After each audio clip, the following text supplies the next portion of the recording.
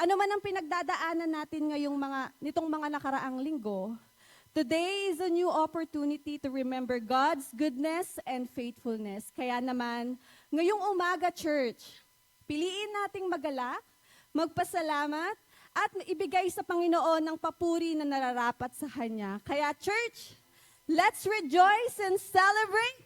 This is the day that the Lord has made. Amen, amen. Hallelujah, hallelujah.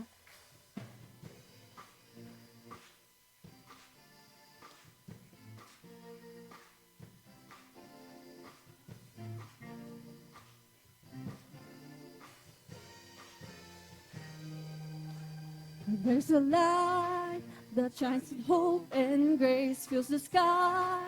With your mercy each day we're alive. Let your glory pour out, Jesus. There's a joy that overwhelms our souls, 'cause we know our God is in control. Overflow, let your glory pour out, Jesus. This is the day that the Lord has made. We will rejoice and be glad in it. This is the day that the Lord has made. We'll rejoice and be glad in it. We'll rejoice and be glad in it. That overwhelms our souls, 'cause we know our God is in control. Overflow, let your glory pour out, Jesus. Jesus. This is the day that the Lord has made. We will rejoice and be glad in it. This is the day that the Lord has made. We'll rejoice and be glad in it. This is the day that the Lord has made. We will rejoice and be glad in it. This is the day that the Lord has made. We'll rejoice and be glad in it. We'll rejoice and be glad in it. Church, kalimutan muna natin yung mga problema. Today is the day to worship Jesus. Hallelujah, hallelujah. Leave behind what happened yesterday, 'cause today is a new thing happening. Leave behind what happened yesterday, 'cause today there's a good thing happening. Leave behind what happened yesterday, 'cause today there's a new thing happening. Leave behind what happened yesterday, 'cause today there's a good thing happening. Leave behind what happened yesterday, 'cause today there's a new thing happening. Leave behind what happened yesterday, 'cause today there's a good thing happening. This is the day, we will rejoice and be glad in it. This is the day that the Lord has made. We'll rejoice and be glad in it. This is the day that the Lord has made. We will rejoice and be glad in it. This is the day that the Lord has made. We'll rejoice and be glad in it. We'll rejoice and be glad in it. We'll rejoice and be glad in it. Yes, Lord, we thank you for this day. Hallelujah, hallelujah. Thank you, oh Jesus, for the new opportunity, for a new day to worship you, oh Lord. Lord, we welcome your presence. Hallelujah.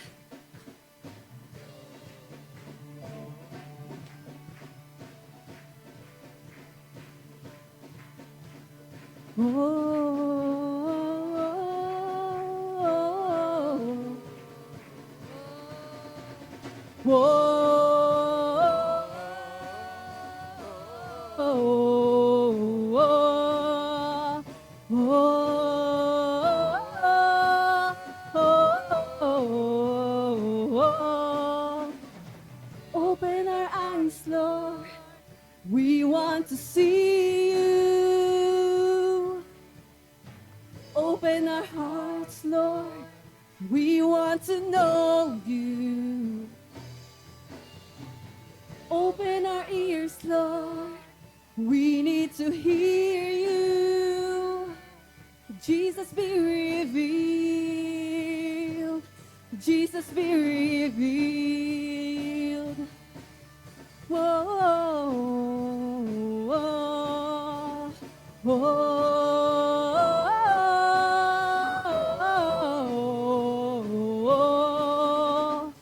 Open our eyes, Lord. We want to see you. Yes, Lord. Open our hearts, Lord. We want to know you. Oh, open our ears, Lord. We need to hear you. Jesus, be revealed. Jesus, be revealed.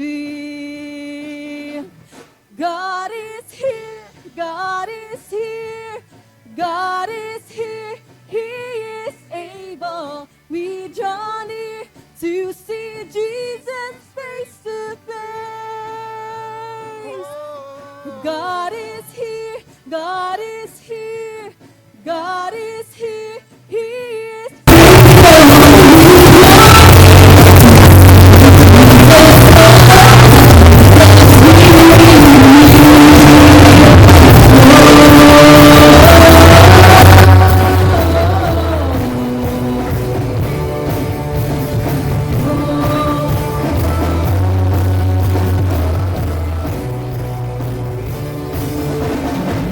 open the gates, Lord. Reveal your glory. Open the nations. Establish your kingdom. Open the heavens. Pour out your spirit. Jesus, be revealed. Jesus, be revealed. God is here. God is here. God is here. He is able. We draw near to see Jesus face to face. Church, let's welcome God's presence. Here, God is here. God is here. He is faithful. We draw near to see Jesus. Oh, Jesus, be revealed. Oh, oh, oh, oh, Jesus. Oh,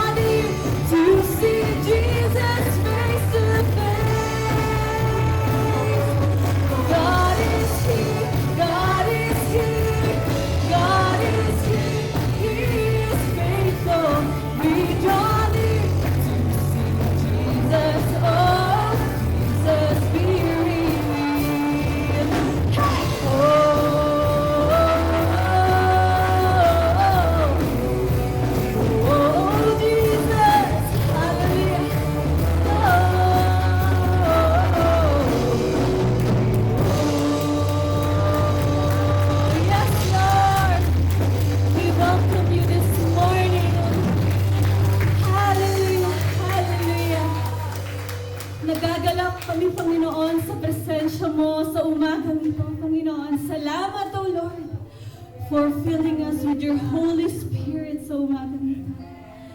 Thank you, Jesus. Hallelujah. Hallelujah. Church, sa umagang ito, huwag nating ilimit yung kayang gawin ng Panginoon sa buhay natin. Today, this is the day na nakalaan para sambahin natin siya. Para mapapurihan, para maitaas. Let's do that, church. Kung anumang distraction, yung nasa paligid, yung nasa puso natin ngayon, cast that away. Hingin natin sa Panginoon na yung mga distractions na yun, pahupain niya so that we can connect sa Kanya ng buong puso at buong kaluluwa. So we can experience and enjoy the presence of the Lord. Yun yung kailangan natin, church. Yun. Kaya wag natin siyang ilimit sa umagang ito. Hayaan natin siyang gumalaw sa lugar na to, sa paligid natin, sa puso natin. Hayaan natin ang Diyos. Lord, I pray, Panginoon, na sa umagang ito, maranasan, ma-encounter ka namin, Panginoon. We need you, Lord. We need you. Hallelujah, hallelujah. Hallelujah.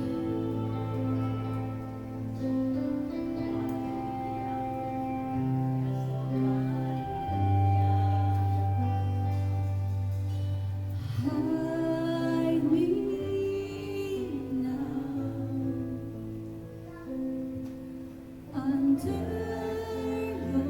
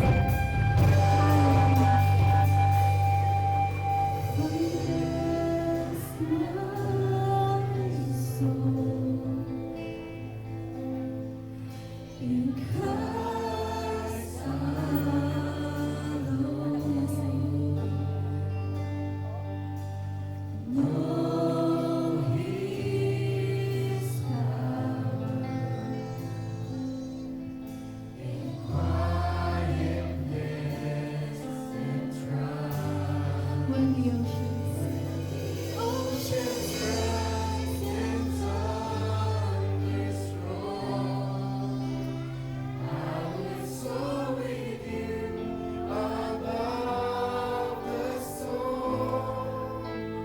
Father, you are King over the flood, and I will be still.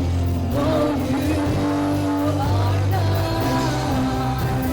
When the oceans rise and thunders roar, I will soar with you above the storm.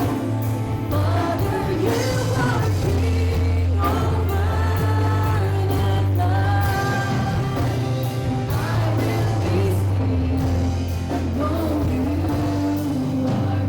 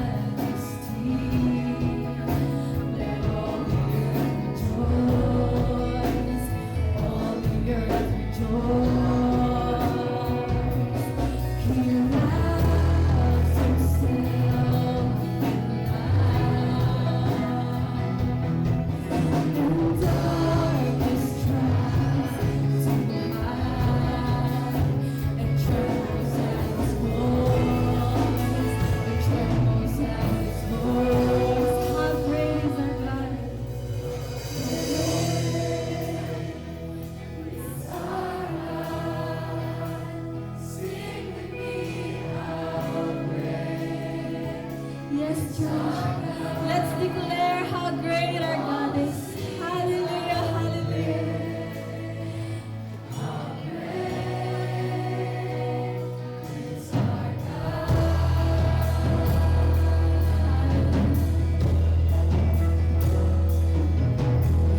Age to age we stand, and time is in His hands.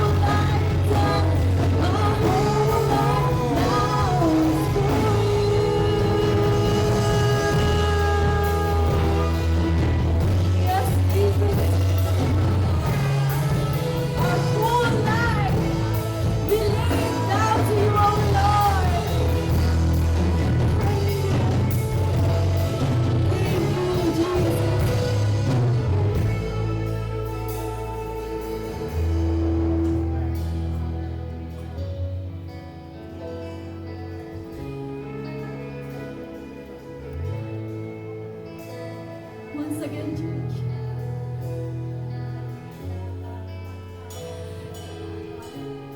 Let's sing this chorus as if we're praying to the Lord, lifting Him up, worshiping Him, because we deserve all the highest praise. Amen? Amen, church?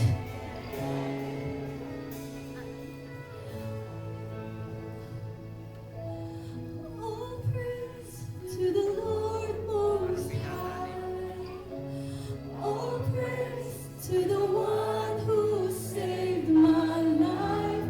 All praise to Jesus Christ, High King of heaven, my King forever.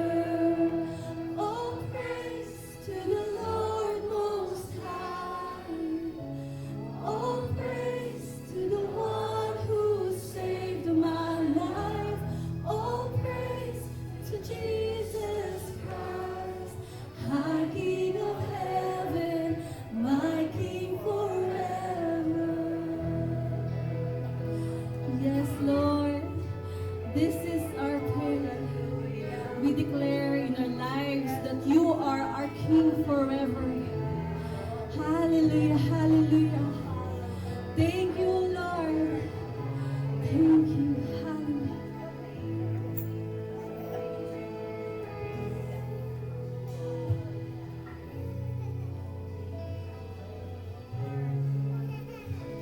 All praise to the Lord Most High. Hallelujah. Hallelujah to our great King. Hallelujah to our Lord and Savior, Jesus Christ. Hallelujah. We praise you, God. We worship you, Lord. Hallelujah. Church, this is the word of God, our encouragement for today. It's in the book of Nehemiah chapter 4, verses 10 to 14. Meanwhile, the people in Judah said, the strength of the laborer is giving out, and there is so much rubble that we cannot rebuild the wall. Also, our enemies said, before they know it or see us, we will be right there among them, and we will kill them and put an end to the work. Then the Jews who lived near them came and told us 10 times over, wherever you turn, they will attack us. Therefore, I looked things over. I stood up and said to the people, don't be afraid of them. Remember the Lord, who is great and awesome, and fight for your families, your sons, your daughters, your wives, and your homes. Church, this is my prayer while we worship our God earlier. To open our eyes, to see God, to open our hearts to know God, and to open our ears to hear God. Let Jesus be revealed today. So be ready, church. Hallelujah. Let us welcome our speaker for today, Pastor Levi Mendoza. Let's remain standing and let us open the message in a word of prayer. Hallelujah. Hallelujah. Salamat po, Panginoon, sa napakagandang araw at kakataon na ipinagkaloob mo sa amin to worship you, to gather together, to be in this place and all together sing the songs of praise and worship to you. Salamat po, O Diyos, sa pagkakataon na malaya naming maibuhos ang aming puso sa iyo. Kasama na nito ang lahat ng aming mga saloobin, lahat ng aming mga dalahin. Narito kami, Panginoon, una sa lahat ay upang kilalanin na ikaw ang Diyos ng aming buhay. Ikaw yung una sa aming buhay, kaya sa unang araw, ikaw ang aming inuuna. Narito kami, Panginoon, upang ipagkatiwala ang aming buhay sa iyo. Hindi namin alam ang mga magaganap sa susunod na araw, sa mga susunod na panahon ng aming buhay.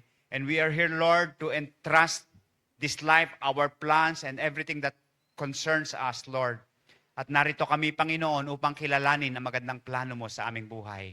Hayaan mo na manatili ito sa aming puso at isipan na ikaw ay Diyos na may pinakamagandang plano para sa bawat isa sa amin. Hayaan mo po na sa gitna ng lahat ng aming pinagdaraanan ay aming panghawakan ang katotohanan ito na hindi nakabase sa anuman ng aming nararamdaman.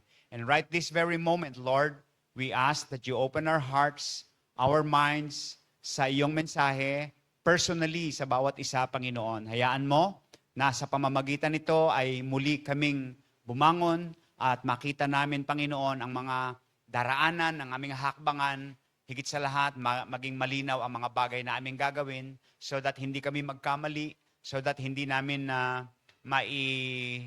maihiwalay ang aming sarili sa iyong plano at sa iyong kalooban sa aming buhay. Laging ang plano mo ang pinakamabuti. At sa oras na ito, we acknowledge that, oh God, your will be done in our lives and we surrender ourselves to you. Patawarin mo kami, Panginoon, sa aming mga naging mga pagkukulang, sa mga naging kasalanan. May mga bagay na nagawa kaming hindi nakalugod sa iyo. Patawarin mo po kami, Panginoon, hugasan at linisin mo kami sa pamamagitan ng banal na dugo ng iyong anak na si Jesus na nambubuhos sa krus ng Kalbaryo. At Lord, sa oras na ito, lumalapit kami hindi dahil kami ay karapat-dapat. Lumalapit kami sapagkat alam naming ikaw yung Diyos ng aming buhay. Maraming salamat po. Pagpalain mo ang bawat isa, gayon din ang mga taong mahal namin sa buhay na hindi namin kapiling ngayon, abutin mo sila. And we pray also for those with us online. Bless them where they are right now. We praise you. We thank you. In Jesus' name. And everybody say, Amen. Amen. Amen. Okay. Makakaupo na po tayo.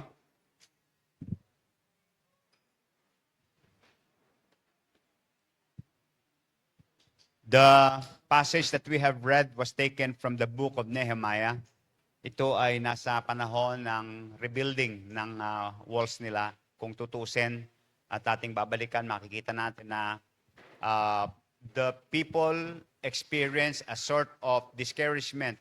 Ito ay severe discouragement that made them thought impossible na mai-rebuild muli ang wall. No? At dahil doon sa bagay na yon, nakita ng Diyos ang puso, ang kalooban ng mga mamamayan ng Israel o ng Jerusalem ay wala na silang lakas. Totally hopeless na sila. So the Lord did not stop. You know, napakabuti ng Panginoon. Sabi, ang plano ng Diyos lagi nagpapatuloy at hindi nagbabago. So gumawa ang Panginoon ng plano. Gumawa ang Panginoon ng plano. Tinawag niya si Nehemiah from the faraway land para i-rebuild yung wall ng Jerusalem. Okay. So, and while in the midst of rebuilding, after the so many miracles na pinagkaloob ng Panginoon along the way and in the process, hindi pa rin tumitigil ang mga atake ng discouragement sa mga tao. At nakita ko maganda itong pagkuhanan ng mensahe sa atin para maging halimbawa sa ating buhay that God cannot be stopped by any discouragement that the enemy might bring upon us. So mabuti ang Panginoon at lagi siyang nagtatagumpay. The message today is when you feel discouraged. When you feel discouraged. Meron ba mga discouraged dito ngayon? Magsabi ng amen. So buti na lang wala. Ako lang yata. So praise God. So mabuti ang Panginoon at hindi siya nagbabago.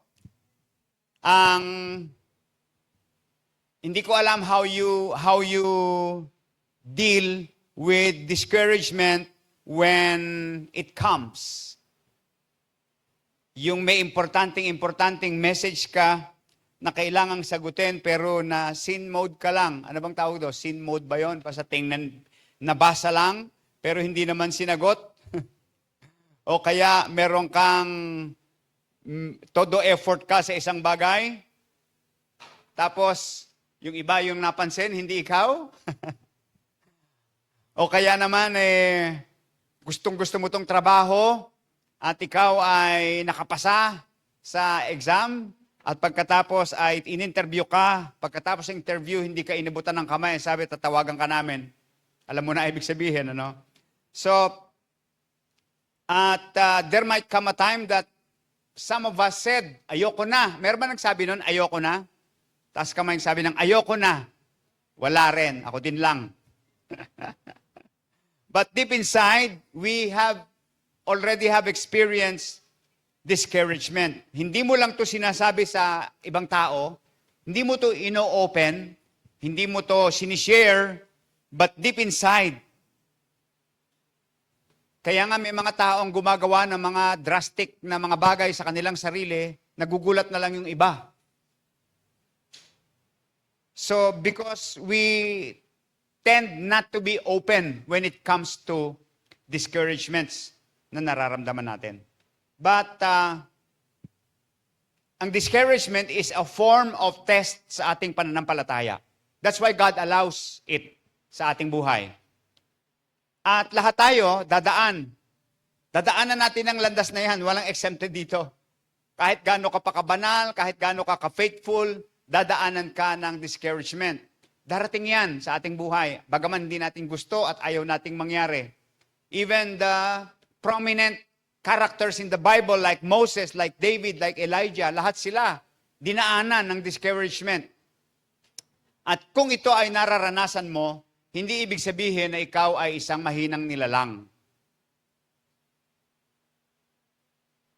Okay? Sabi mo sa katabi mo, hindi ka isang mahinang nilalang. Normal yan sa journey ng pananampalataya.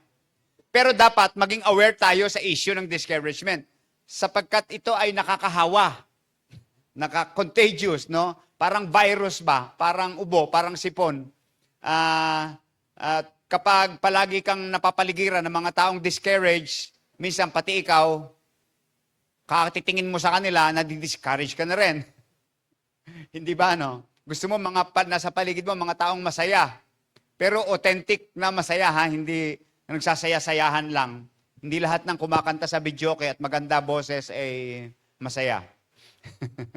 So, at ito rin yung sinasabi ng pag-aaral, ang discouragement daw ay parang isang mental virus, mabilis makahawa.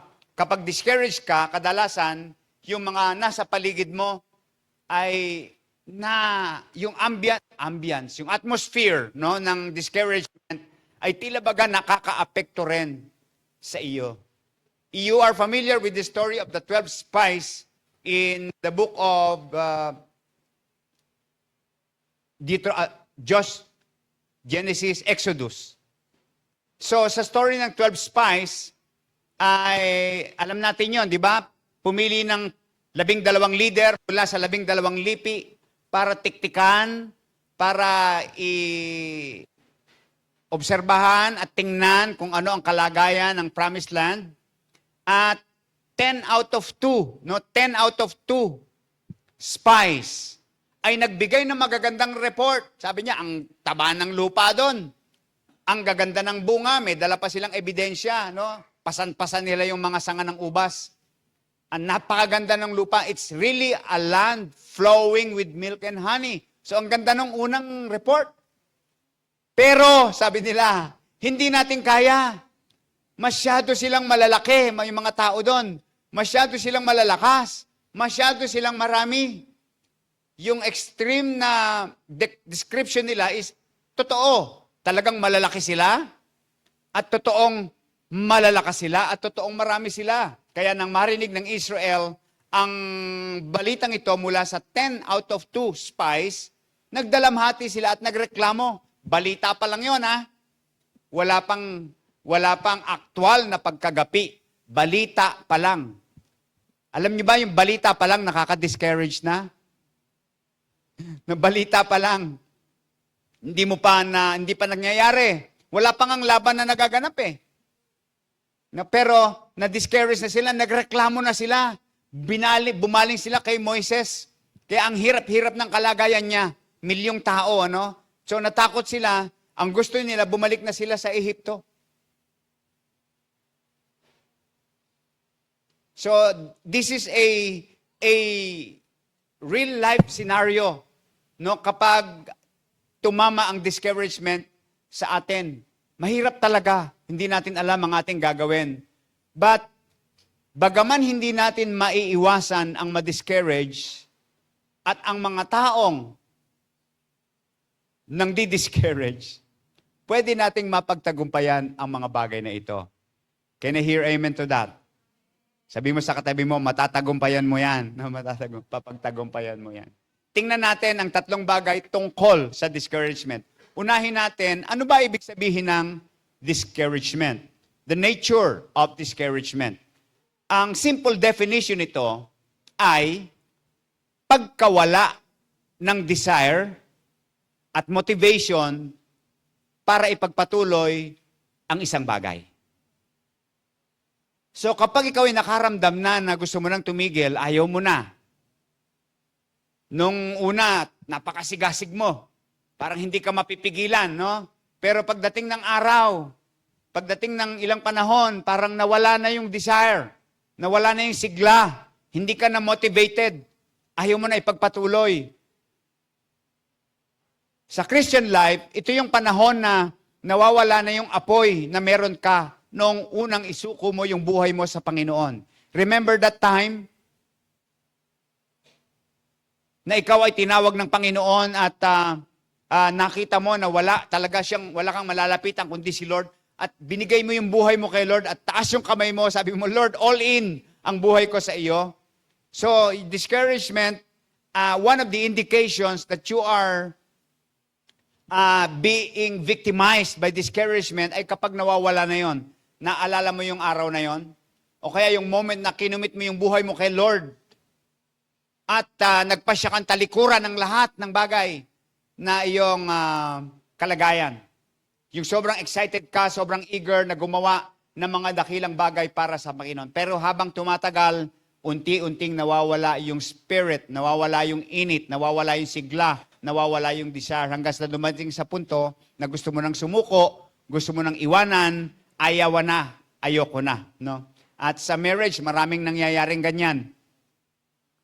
Super loving sa simula, no? Pero pagdating ng problema ng buhay pag-aasawa, nawawala na yung sigla, tumatabang na. Kapag, bantayan po natin yon, no? Kapag tumatabang na yung relasyon ng mag-asawa, gawa tayo ng paraan, wag nating basta hintayin umayos yan.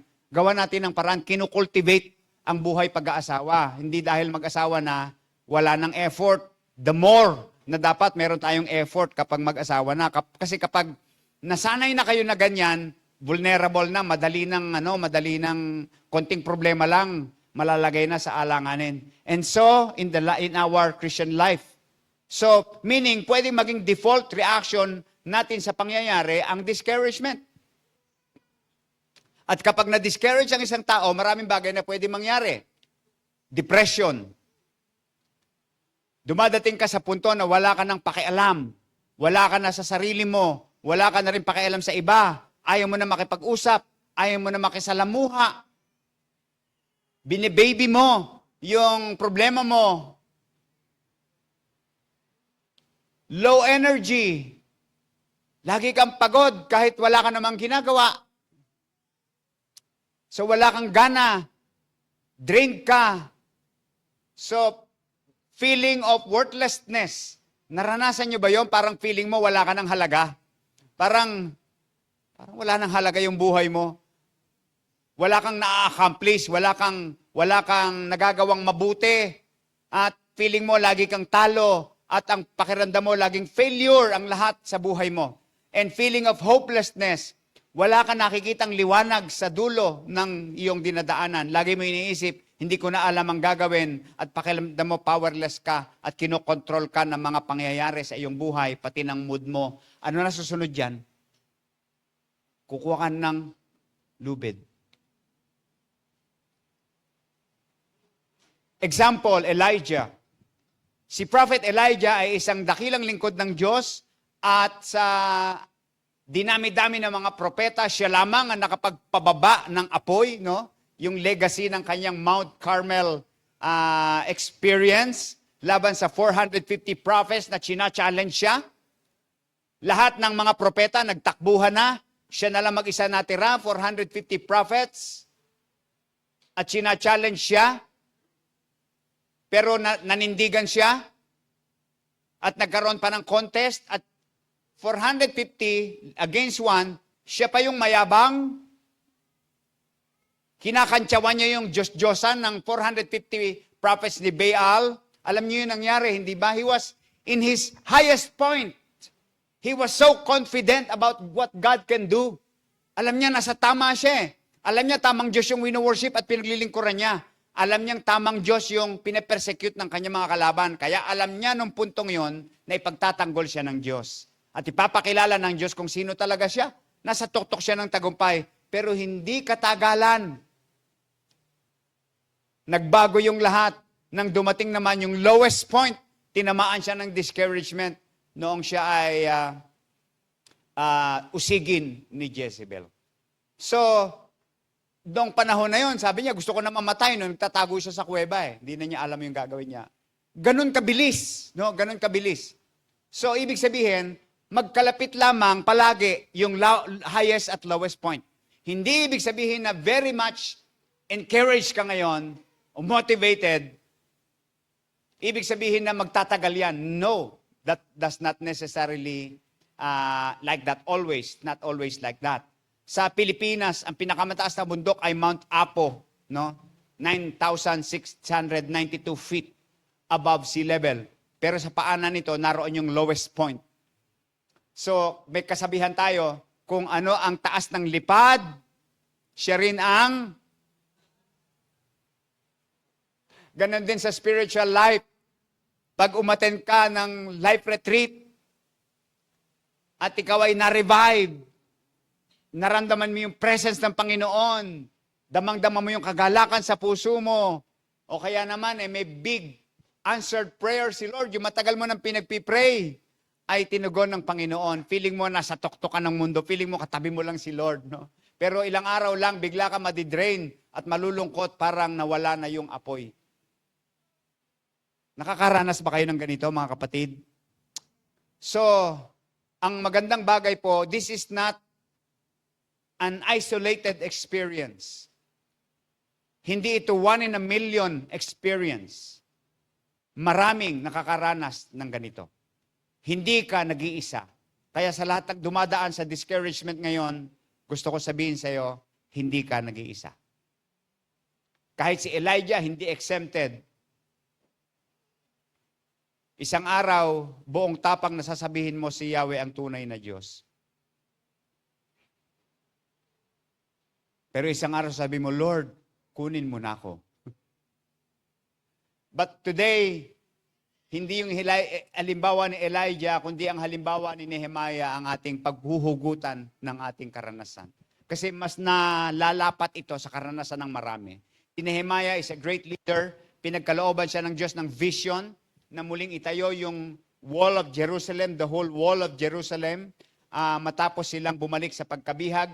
At pagdating niya roon, ang anong ginawa niya, ininspeksyon niya yung lungsod, yung mga sirang pader, at nasubok yung kanyang courage. Kasi may mga banta, no? May mga banta at may mga pangmamaliit. Hindi mo kaya yan, hindi mo magagawa yan. Hahadlan kayo namin. Pero sa halip na ma-discourage, ang ginawa niya, agad siyang gumawa ng plano. Sa harap ng discouragement, gumawa siya ng plano. Minsan ganun tayo eh. Sa harap ng discouragement, wala tayong ginagawa. So sa gitna ng discouragement, gumawa siya ng plano. Ito ang ma-powerful na atake against discouragement. Tuloy ang plano. May Diyos ka eh. Amen? So tuloy ang plano. At tinipon niya yung mga tao. Senior niya yung vision. Hindi nagtagal, nagsimula na yung gawain. That's in the face of discouragement. They did not wait doon sa banta na mawala bago sila nagsimula. Subalit sa height ng banta, tinuloy lang nila yung kanilang ginagawa. Kasi maliwanag sa kanila eh. Pinapagawa to ng Diyos sa kanila. So, and then, nagsimula na sila. Ang ganda ng simula. Ang sisipag nila. Very motivated sila. Full of courage ang bayan. Nung dumating na sa kalagitnaan, if you will read that book of Nehemiah, mababasa niyo yun. Nung nasa kalagitnaan na sila ng pagtatayo, unti-unti nang pumasok yung discouragement. Hindi rin kasi tumitigil yung kalaban. So, hindi ibig sabihin na ikaw ay hindi nagpa-discourage at ikaw ay nagplano at tinuloy mo yung plano mo, ay titigil na yung discouragement. Hindi pa rin sila tumigil. Nung nasa kalagitnaan na sila, siyempre napapagod na, nararamdaman ng hirap, no? Nakikita nilang hindi pala madali ito, nawala na yung honeymoon period noong vision casting, kamay na yung gumagana sa paggagawa. So pumasok na unti-unti ang discouragement nung nasa kalagitnaan na. Hindi ba ganyan din kadalasan sa buhay?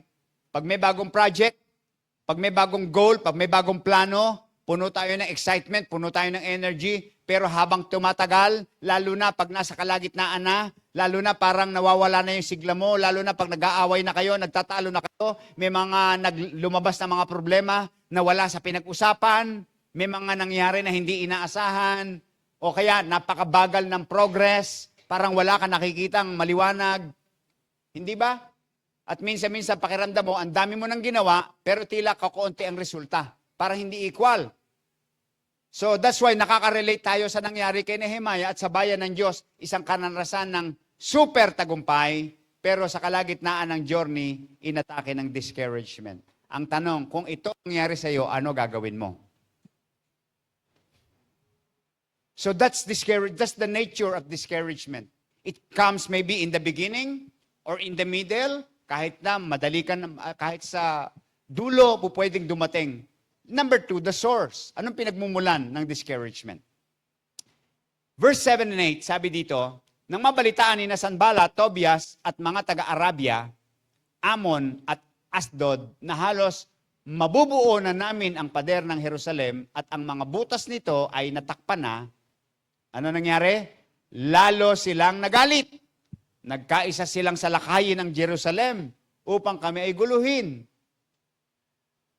So sa panahon na ito, during the rebuilding of the wall, nagsimula ang mga tao na puno ng passion, pero pagdating ng kalagitnaan ng gawain, biglang bumigay ang kanilang motivation, at ito na yung inaawit nila. 4:10, sabi nila, nanghihina kami sa bigat ng pasan, at sobrang dami na batong nabuwal. Hindi namin kaya ang hirap na ito, na itayo ang pader sa maghapong trabaho. Ayun na yung kinakanta nila, hindi na praise and worship. Ano ba yung mga sources ng discouragement? Number 1, fatigue. Everybody say fatigue. Taas ang kamay ng pagod.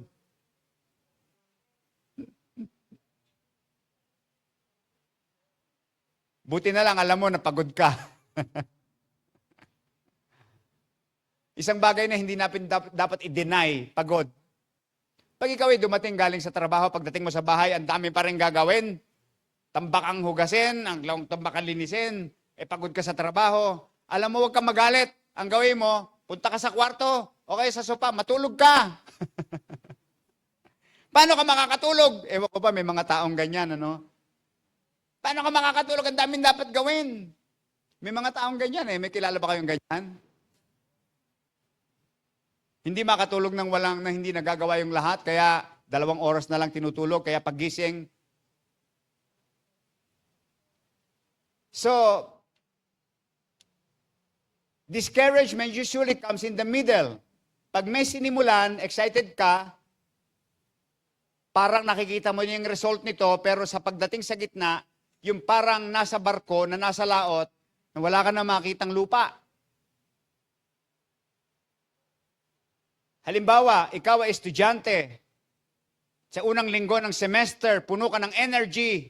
Nasa jeep ka na, ang aga-aga mo. Tapos, walang pasok.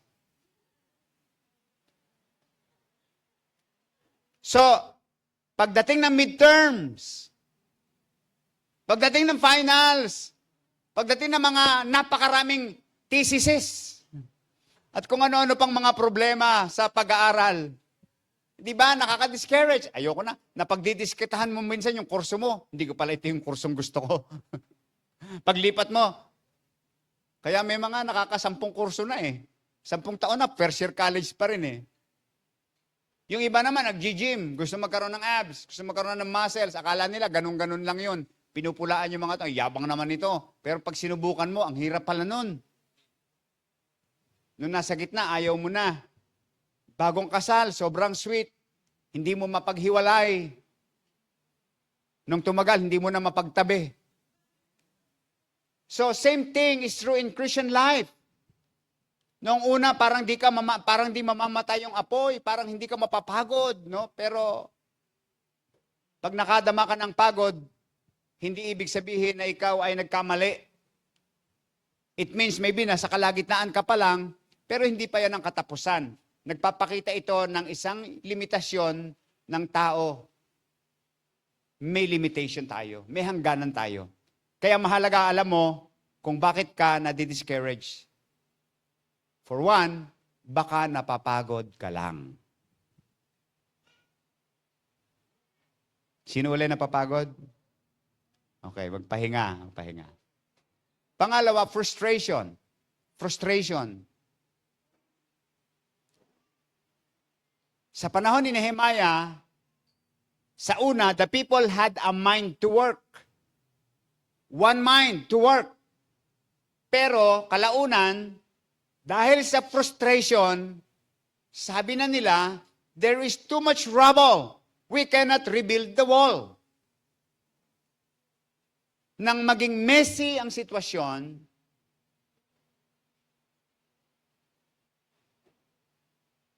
nagkaroon ng frustration.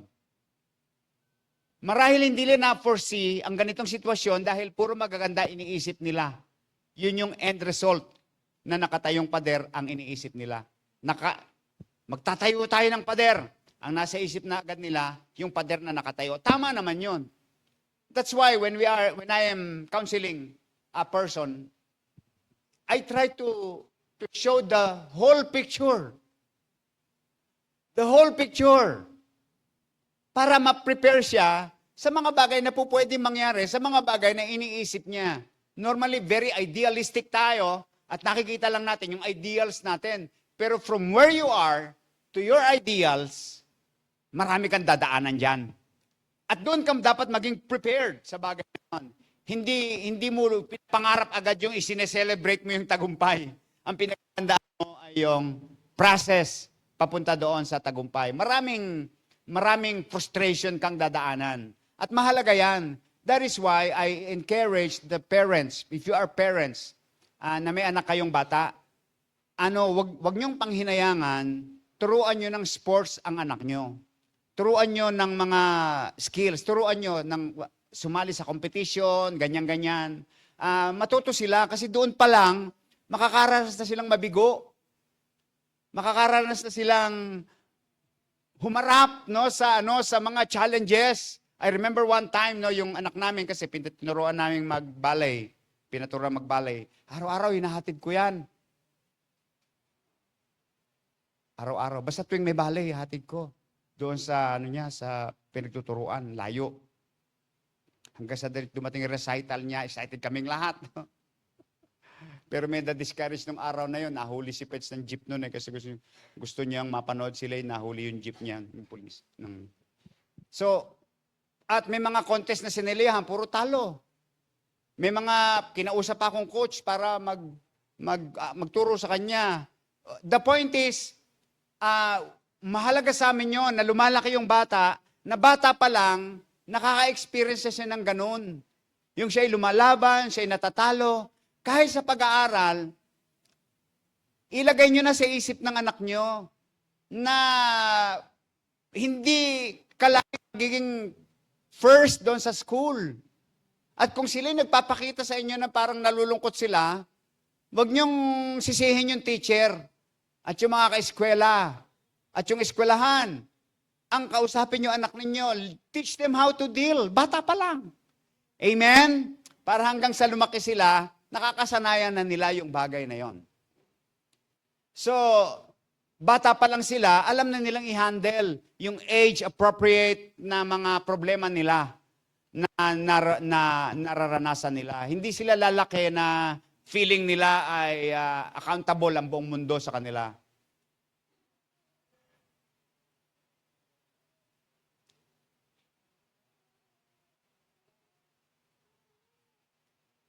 Sa marriage,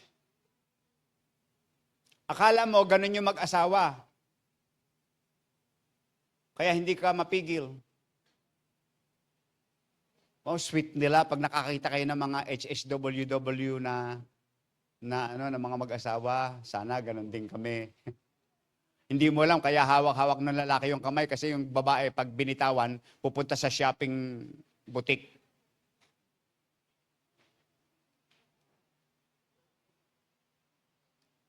Sa trabaho, sobrang mong excited. Kasi, akin sina. Pero pagtingin mo sa harapan ng lamesa mo, puro problema, puro daming trabaho. So, nakaka-frustrate. Tapos ito pa yung kasama mo sa trabaho, walang pakialam, walang malasakit. Akala mo siya boss, level lang naman kayo. Then, dahil nakita ang sipag-sipag mo, binigyan ka pa ng dagdag na trabaho. Wala namang umento. Hindi pa tapos yung isang trabaho, ito na naman, tatambak na naman sa'yo. Pag-uwi mo sa bahay, hindi pa tapos yung labahin. May tatambak na naman yung mga kasama mong ang sisipag magbihis. Kakahugas mo lang, bundok na naman ang lababo. So napuprustrate ka. At pag paulit-ulit na ganon, nauuwi sa discouragement, frustrations. Fear. May mga taong hindi natutuwa kapag gumagawa ng tama ang isang tao. Gumagawa ka lang ng tama, nagkakaroon ka na ng kaaway. Gagaya ni Tobias at Sanballat. Ang mga taong ito, una, pagtawanan ka. Pag hindi ka naapektuhan, kukutsain ka na. At pag nagpatuloy ka pa rin, pagbabantaan ka na.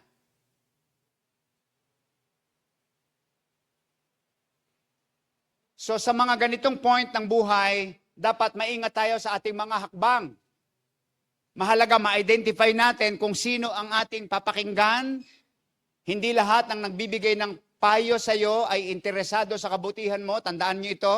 May mga bagay na nagbibigay sa iyo ng payo kasi meron silang hidden motive doon sa payo nila. Meron silang pakinabang na makukuha doon sa ipapayo nila sa iyo. So dapat maging maingat tayo. Hindi lahat ng nagbibigay ng payo interesado para sa kabutihan mo lang. May mga tao kasi masaya pag nakikitang bumabagsak ka eh. Kaya pag puro negative na sa paligid mo, mga taong nanliliba, kumukontra, nananakot, nagpapahina ng loob mo, madali ka talaga madi-discourage. Fear of men, fear of failure, natatakot kang mapahiya, natatakot kang pagtawanan, natatakot kang ibalita na bumagsak ka. Fear. Gusto mong takasan ng sitwasyon, gusto mong mag-quit, gusto mong umiwas sa responsibility.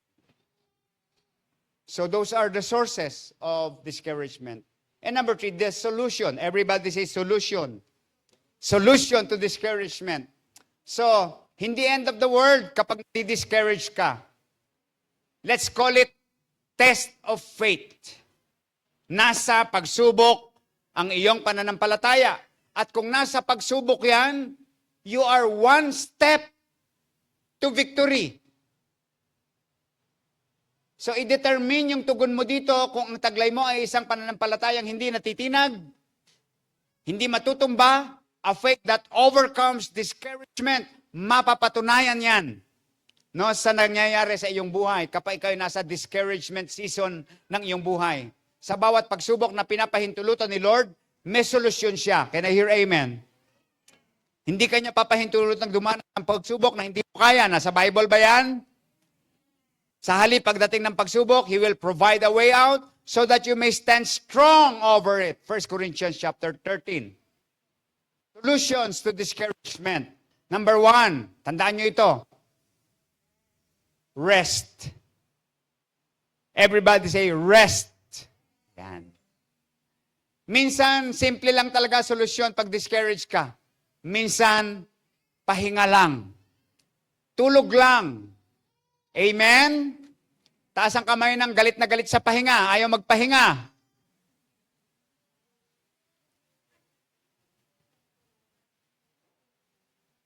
Minsan hindi rin nakakatuwa ang mga taong ganyan. Pero meron mas hindi nakakatuwa pa dyan. Yung taong puro pahinga.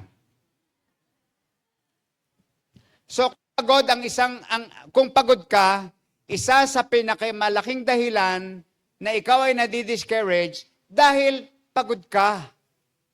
Pag pagod ka, hindi ka makapag-isip ng ayos. Yung emosyon mo, malubay. Pagod ka eh. Sensitive ka. Pagod ka eh. So ano solusyon? Pag pagod, may iba pa ba? May iba pa ba? This could be the best spiritual medicine kapag ikaw ay too discouraged. Minsan, mas mabuti ito kaysa maghanap ka ng mga reels. 3 bagay. Mga ganyan-ganyan, no? Na kailangan mo kapag ikaw ay pagod.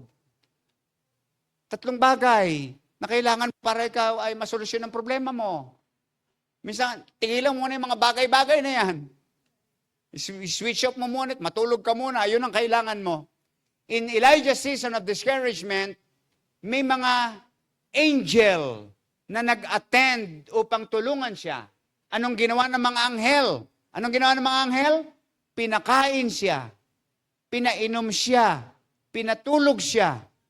Ilang ulit yon na ginawa para sa kanya hanggang sa makaregain siya ng lakas. Minsan, hindi magandang sermon ang kailangan mo. Hindi powerful prayer ang kailangan mo. Minsan, hindi another ministry. Minsan, kailangan mo tulog at tamang kain. Tapos tulog ulit kapag ikaw ay sobra ng stressed o pagod. Concern si Lord, hindi lang sa kaluluwa natin, kundi sa katawan natin. Bahay ito ng ating kaluluwa eh. Parang sasakyan sa pupuntahan mo. Kapag hindi kondisyon ng sasakyan, paano ka makakarating? Paano kakatiyak na makakarating? In the Gospels, si Lord, iniwan yung napakaraming tao, inaya yung mga disciples, sa kalagitnaan yun, ang dami pa mga tao. Sabi niya, punta tayo sa isang tahimik na lugar para magpahinga. Even Jesus took time to rest. At kung siya ay gumawa nito, ikaw pa kaya? Psalm 127 verse 2. Everybody read it. For He grants sleep to those He loves. Pag-aralan natin yun. Kung sobrang active ng isip mo, yung gusto mong magpahinga kapag tapos na yung gawain, okay naman minsan yun eh, pero hindi sa lahat ng oras eh. Minsan kailangan mong tulugan yung gawain eh.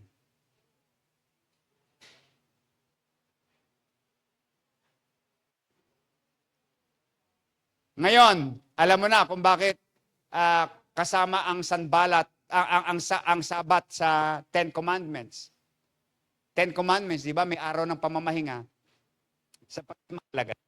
So kung discouraged ka ngayon, baka ang kailangan mo lang matulog ng magpahinga. Magpatugtog ka ng solemn worship instrumental habang ikaw ay natutulog, nagpapahinga. So matutulog ka, worship yung iyong nasa isipan. Number 2, reorganize. Everybody say reorganize. Reorganize your life. So ginawa ni Nehemiah as a response. Nagtalaga siya ng mga bantay sa baba kasi may nananakot, bantay sa likod ng pader kasi may nananakot, at sa mga lugar na hindi pa tapos yung pader kasi may nananakot. Inilagay ko sila sa gawaing ito ayon sa kanilang angkan, binigyan ko sila ng iba't ibang sandata, gaya ng espada, sibat at pana. Nag-reorganize. Natatakot sila, ito mga dapat gawin. So, nung ma-discourage yung mga tao, hindi siya sumuko. Hindi sinabing, sige, iwan na natin yan, baka hindi kalooban ng Panginoon. Kasi kapag kalooban ng Panginoon, dapat walang hadlang. No, he did not say like that. Sabi niya, teka, hindi failure. Hindi tayo failure. May kailangan lang tayong ayusin sa sistema. May kailangan lang solusyonan. May problema lang yan na kailangang solusyonan. Amen. Kung ikaw ay isang technician, Kung ikaw isang repair guy, alam mo ibig kong sabihin. No, yung may-ari, nagpapagawa sa iyo, ito nirereklamo niya. No, naayos na yon, pero nagkaroon pa rin ng problema. Hindi nila naiintindihan eh. Ito lang problema, bakit ganyan-ganyan? Hindi nila naiintindihan yun eh. No? Kaya repair, ikaw lang nakakaintindi ng mga bagay na yun. So, reorganize. Discouragement does not always mean you are doing the wrong thing. Minsan, tama ginagawa mo, baka may mali lang sa paraan. Tama yung plano mo, baka may mali lang sa atake. Hindi mali na muling itayo yung pader ng Jerusalem. Will of God yun. Pero merong approach sila na hindi naging useful kalaunan. So they reorganized. Mga hakbang sa pagre-reorganize. Paano gagawin? Number 1, mag-pause sandali. Tingnan kung saan ang exposed places sa iyong buhay. Saan ka vulnerable? Saan ba? Anong parte ba? Baka naman hindi lahat may problema. Ano bang parte ba yung may problema? Saan ka madalas matalo? Sa pabigla-biglang desisyon ba? Sa kritisismo ba ng ibang tao? Saan ka madalas matalo? Then pag na-identify mo na, doon ka mag-focus. Doon mo i-adjust. Huwag mong baguhin lahat agad-agad. Tingnan mo lang saan ba may problema. That's reorganization. Saan ba may problema? Then, bawasan ang sabay-sabay na gawain. Minsan nakakahanga ang mga multitaskers, pero minsan hindi nakakatulong yon. I-prioritize yung more essential task at hindi yung less essential. Then, kung kinakailangan, maghanap ng support system. Baka kailangan mo ng mga taong tutulong sa iyo. May life group leader ka, may life group member ka. So may pamilya ka, may ministry team ka, may mga kaibigan ka. Kailangan mo ng support system if needed. Then, mag-set ng boundary. Ano ba yung pinagmumula ng distractions? So, mag-set ng boundary. Gawing klaro ang mga schedule. Maging realistic ang mga goals. Dapat tama ang mga tao kasama. Then, focus on progress. Huwag hanapin agad yung kabuuan ng resulta. Uy, may natapos ng isa. Uy, may na-resolve na problema. Mag-set ng milestones. Tapos i-celebrate yung mga small victories. Uy, ping muna tayo. Natapos na natin ito. Mahaba pa, pero may natapos na tayo. Bantayan yung momentum. Huwag mag-rely sa nararamdaman. So halimbawa, marriage. Na-discourage ka. Na-discourage ka na ba sa marriage? Siyempre, walang sasagot. Huwag agad sukuan. Baka may kailangan lang palitan na approach.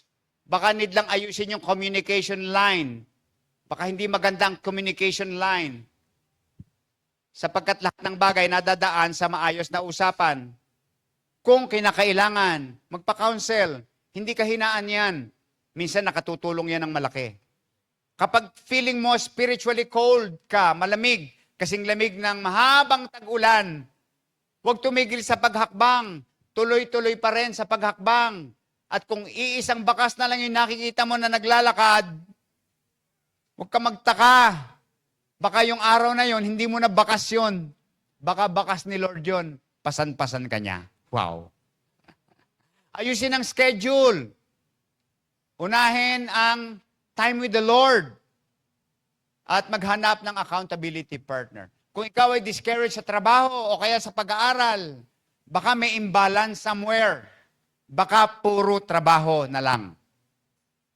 Baka alipin ka na ng. So hanapin sa may imbalance. Baka sa trabaho o pag-aaral na umiikot yung buhay mo. Doon na lang. Madi-discourage ka talaga niyan. Balansehin. Balansehin ang buhay. Bigyan ng panahon yung mga mahahalagang aspect ng buhay na marahil wala namang kinalaman sa pera o minsan gagastos ka pa nga para doon.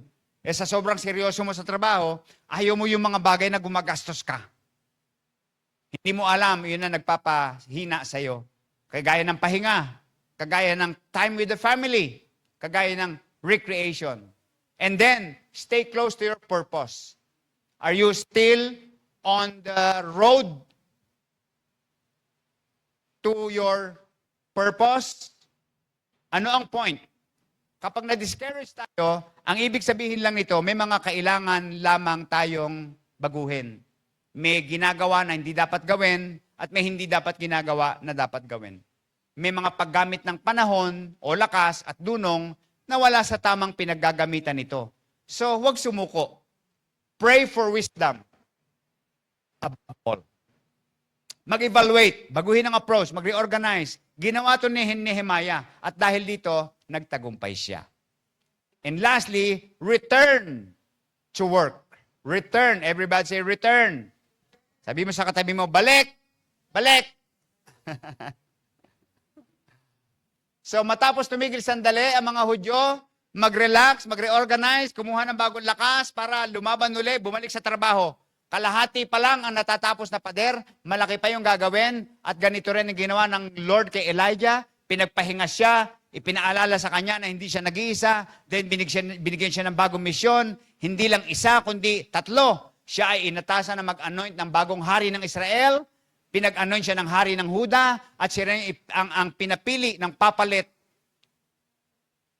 na prophet sa kanya, sa katauhan ni Elisha. So nakita nyo, kung nagpa-discourage si Elijah at that time, may mga bagay na hindi niya nakita, hindi niya naranasan.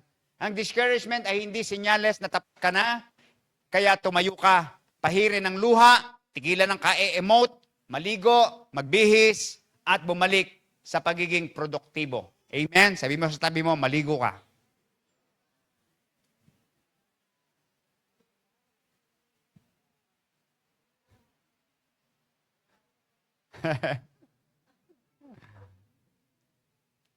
Sabi ng Bible, ang pag-iyak ay tumatagal sa magdamag. Subalit pagdating ng umaga, available ang lakas ng Diyos sa atin. Hallelujah. Taas ang kamay ng mga na-encourage na. Pumalakpak. Hallelujah. So, let's end the message. Baka meron dito parang si Elijah, nakakaranas ng sobrang pagod, yung parang gusto mo na sumuko, sobrang frustration, sobrang takot, alalahanin mo kung paano itinawid ni Lord ang taong ito. And for sure, kung tinawid ni Lord sa ang mga taong ito, ikaw din itatawid ng Panginoon. Amen. Sabi mo sa katabi mo, itatawid ka ni Lord yan.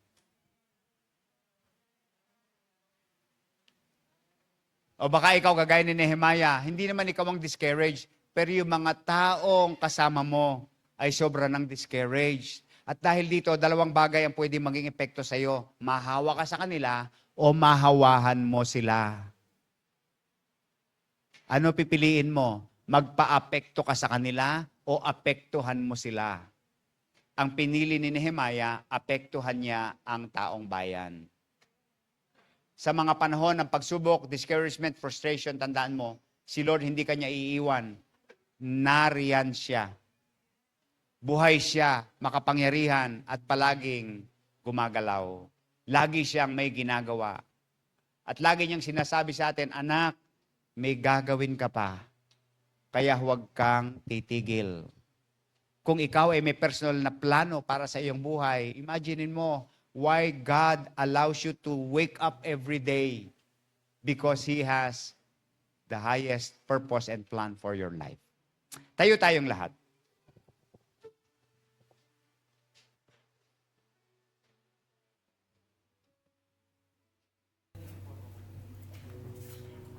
Sumandali, balik natin ng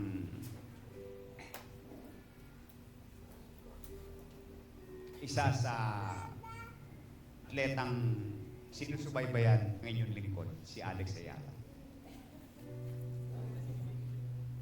Nanalo siya ng Washington. Natalo siya sa sumunod. Tapos, nag-join uli siya sa panibagong competition sa Cincinnati. Nanalo siya ng unang game. Nung tinignan ko, ganun yung buhay niya. Talo, panalo, talo, panalo, talo, panalo. Kung tutuusin, nung nanalo siya ng Washington, big win yun eh. Washington DC, Alex Ayala. Maraming players kumahanga sa kanya. Marami siyang fans. Tapos natalo siya sa sumunod na event. Tapos nag-join na naman siya ng panibago. Win, lose, win, lose. Lose, lose, win, lose. Parehong energy. Nagpapatuloy siya. She's 21. So yung mga karanasan na yun, nagdi-develop sa kanya. Kaya hindi katakataka na isang araw, yung ranking niya ay umabot sa mataas. Hindi man number 1. That is a good example sa buhay natin, mga kapatid. May mga wag mo maging goal na laging panalo. It's not always like that. The goal is how you face. At tandaan mo ito, yung laban mo ay hindi mo laban.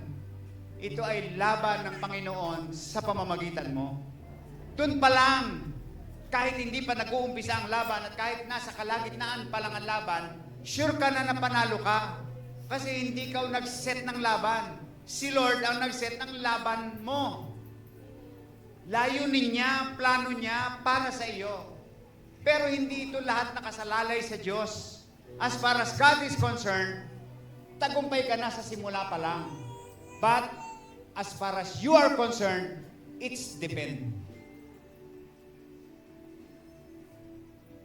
It depends on how you respond. It depends on how you will attack the challenges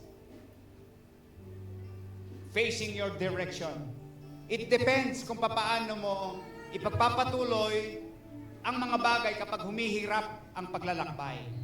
It depends kung paano mo i-deal yung mga failures. It depends kapag may mga taong kumukontra. It depends kapag parang walang nangyayari sa mga pinaplano mo sa buhay. It depends kapag nakita mo yung iba parang nagtatagumpay, pero ikaw hindi. It depends on how you will respond. That is why, when you feel discouraged, you just feel discouraged. You are not discouraged. It's just a feeling. Pero, how you will respond to this, that is what matters the most. Ang ating Panginoong Jesus nga, sa mata ng kaaway, talunan siya. Yun yung goal sa kanya, maipako siya sa krus.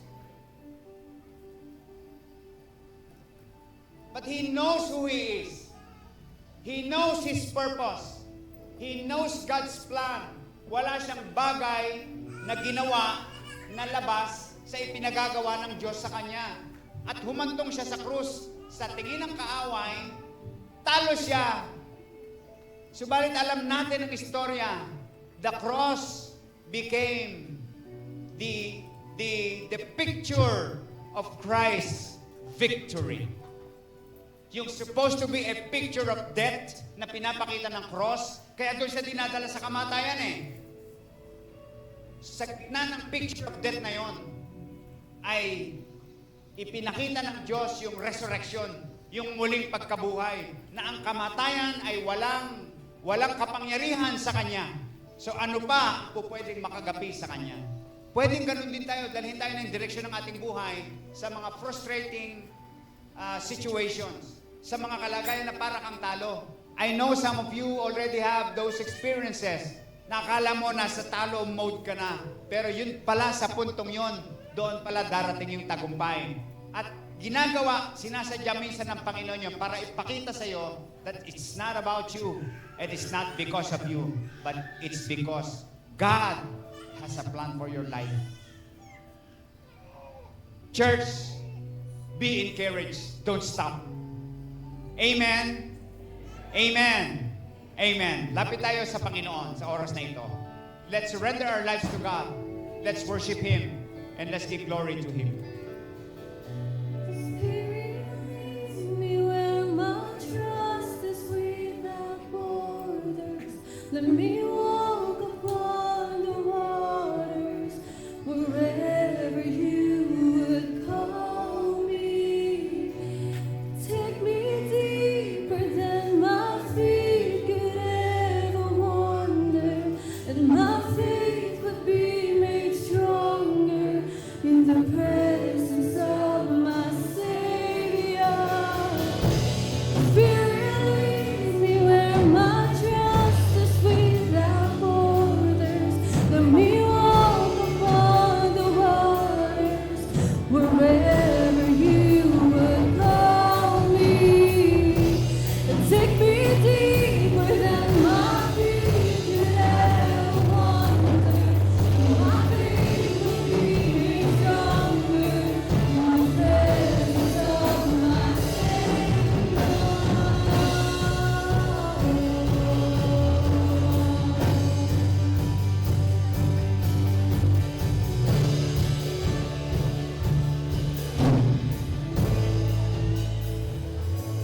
Lord, kami po ay dumudulog sa inyo sa oras na ito.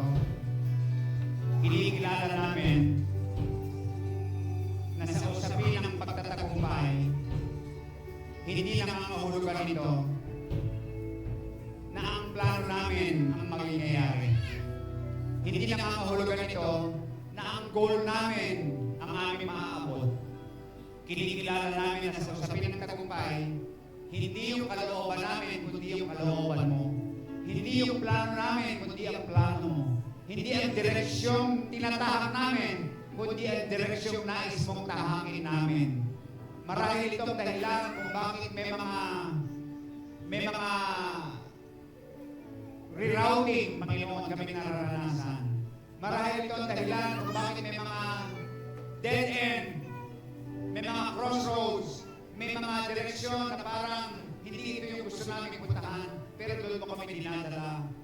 Lord, give us the maturity, spiritual maturity, and now to understand, Lord, that kahit hindi namin nauunawaan ang mga bagay na nagaganap, ay may mataas kaming pananalig at pagtitiwala na alam mo ang lahat na nagaganap sa aming buhay. Bantayan mo lang kami, Panginoon, na gumawa ng mga bagay na hindi na ayon sa iyong kalooban. Palakasin mo kami upang i-resist namin ang aming mga sarili na humakbang ayon sa aming mga sariling plano at kagustuhan. Hayaan mo na sa gitna ng discouragement, piliin pa rin namin na sundin ang iyong kalooban. Sa gitna, Panginoon, ng pananakot, sa gitna ng persecution, sa gitna ng long days of effort, Panginoon, sa gitna ng mga pagsumika, sa gitna ng mga discouragements, O God, help us to always choose to keep doing what you ask us to do, to keep stepping forward, O God, towards the direction you want us to go. Tulungan mo kami, Panginoon, samahan mo kami. Tulungan mo kaming bumitaw sa aming mga sariling plano at i-embrace namin ang plano mo sa aming buhay. Tulungan mo kami, Panginoon, na sabihin sa iyo, your will be done in our lives, O God. Your plan, not our plan. Your way, not our way. Your time, not our time, O God. At sa gitna nito, hayaan mong patuloy kaming mamuhay sa iyong kalooban. Tulungan mo kami na makita namin ang iba't ibang aspeto ng aming buhay na kailangan namin punan. Kailangan namin bigyan ng panahon kahit ang mga praktikal at mga pisikal na bagay sa aming buhay. Sapagkat alam namin ang buhay pananampalataya ay hindi lahat spiritual. Ito ay holistic. Kasama nito yung aming mga praktikal na sitwasyon. Kasama nito ang aming pananalapi. Kasama nito ang aming pamilya. Kasama nito ang aming sarili. Kasama nito ang mga bagay na engage kami dito sa mundong ito, Panginoon. Help us, Lord, to find encouragement in you, O Lord. If we need rest, give us a good rest, O Lord. If we need time to think, give us a good moment of thinking, asking for your wisdom, O God. If we need time to reorganize, bigyan mo kami ng malawak na kaunawaan na tingnan namin walang bias sa lahat ng bagay, at aminin kung meron kami mga pagkukulang at may pagkakamali, at kung may kailangan baguhin sa amin, attitude, anumang mga bagay, tulungan mo kami, Panginoon, maging open dito, because this is not all about us, this is all about God's plan for our lives. Lord, tulungan mo kami. Alam ko, nais mo na kami maging produktibo. Pero kung i-discourage kami, how can we be one? Subalit kung kami ay encourage, Panginoon, doon kami magiging kagamit-gamit sa iyong kaharian. At ito yung nais mo sa amin, Panginoon, maging kagamit-gamit kami para sa iyo. Bless us. And samahan mo kami, Panginoon. Dinadalangin namin lahat ng sources of discouragement. We pray na ito ay alisin mo sa aming puso, sa aming isipan, sa aming kalooban. Palitan mo ito ng iyong presensya, palitan mo ito ng iyong pangako, palitan mo ito ng iyong mga salita na hindi nagbabago kailan pa man, Panginoon, na aming panghahawakan. Pagpalain mo ang bawat isa. Pagpalain mo ang ginagawa ng aming mga kamay.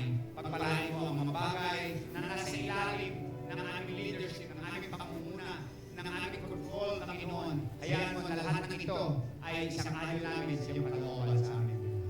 Ang pag-ibig mo, at ang patuloy na pagpapala at kaligtasan sa pamamagitan ng iyong anak at ang presensya mo ay patuloy na sumama sa amin sa pangalan ng Ama, ng Anak, at ng Espiritu Santo. Ang lahat ng minamahal ng Diyos at nagmamahal sa Diyos ay magsabi na, Amen.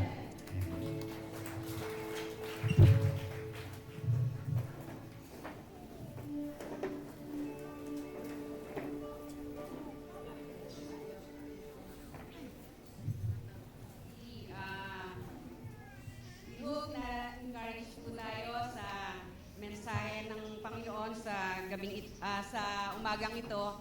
Alam ko ang isang bagay na nakaka-discourage sa atin pagdating sa finances. Minsan mas malaki ang gastos kaysa sa kita. Pero paano nga ba natin na ipagkakatiwala sa Panginoon ang mga bagay nito? Sabi po sa Kawikaan 3:9,